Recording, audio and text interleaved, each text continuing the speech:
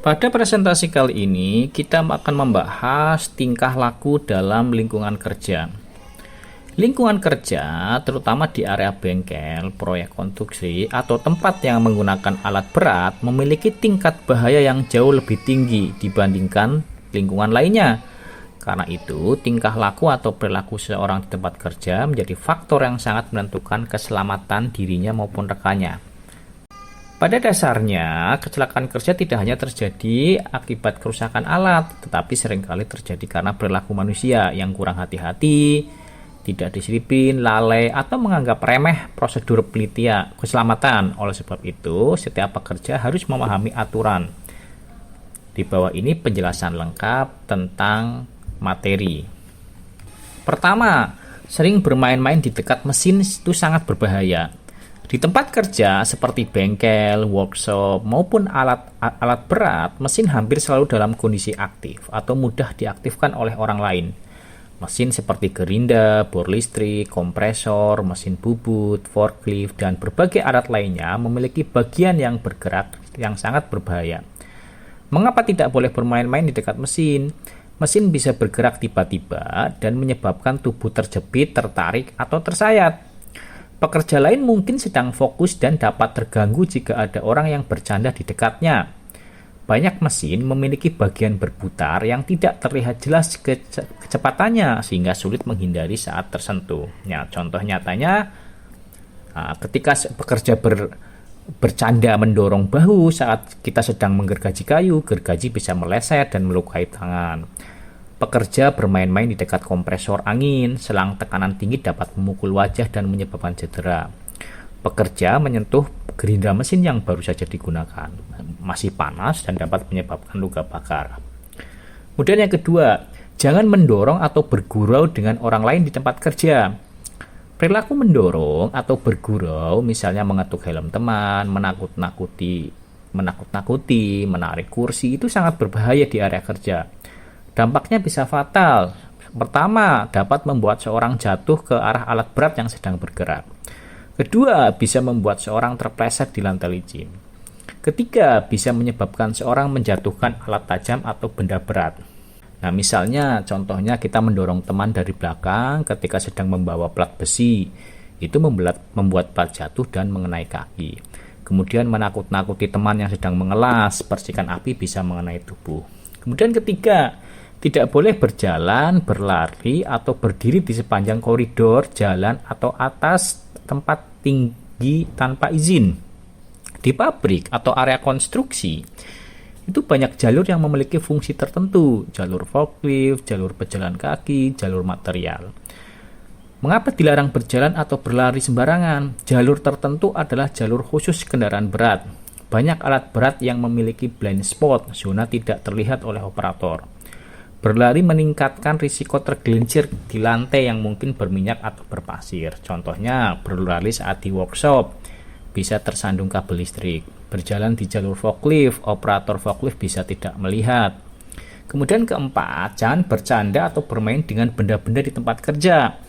Benda-benda kecil seperti baut, mur, paku, kawat, atau potongan besi jika dimainkan dapat menciptakan kondisi berbahaya.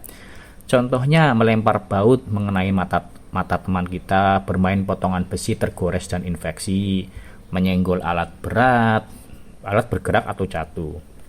Kemudian jangan bermain dengan api, listrik, atau benda bertekanan. Ini termasuk perilaku paling berbahaya. Bahaya besar ini jika dilanggar, misalnya api dapat memicu kebakaran, terutama jika ada bahan mudah terbakar. Listrik, singatan listrik dapat menyebabkan henti jantung. Tekanan, tabung gas bertekanan tinggi dapat meledak seperti bom. Kemudian, keenam, sampah harus dibuang ke tempatnya. Sampah di area kerja bukanlah hal sepele. Kain lap berminyak, serpian kayu, atau logam bisa menjadi sumber kecelakaan. Kenapa penting? Kain berminyak itu mudah terbakar, serpian kayu mudah terhirup dan menyebabkan iritasi. Sampah di lantai menyebabkan orang terpleset. Contohnya, serbuk kayu itu membuat lantai licin. Pekerja bisa jatuh sambil membawa obeng. Kain bekas oli dibiarkan menumpuk, maka terkena percikan api dari mesin las. Nah, ini akan menyebabkan terbakar. Kemudian ketujuh, konsentrasi pada ruang kerja. Setiap pekerja harus fokus terhadap apa yang ia kerjakan. 1 detik hilang fokus dapat menyebabkan kecelakaan. Contoh perilaku aman ya, misalnya ya, tidak menggunakan HP saat bekerja, kemudian tidak mendengarkan musik keras menggunakan headset, kemudian tidak menoleh terlalu sering ketika mengoperasikan alat. Contohnya, ketika kita mengelas sambil ngobrol, arah las itu tidak stabil menimbulkan kecelakaan. Kemudian menggunakan cutter sambil menonton teman, ini akan mengiris tangan kita ya misalnya ya. Kemudian 8, perhatikan tanda bahaya atau pembatas. Tanda seperti garis kuning, pita pengaman, rambu dilarang masuk, lampu berkedip memiliki fungsi penting. Misalnya garis kuning, itu batas area alat yang bergerak. Rambu danger high voltage misalnya, area listrik tinggi. Nah, contohnya ya, kita tidak melewati garis merah di ruang pengelasan.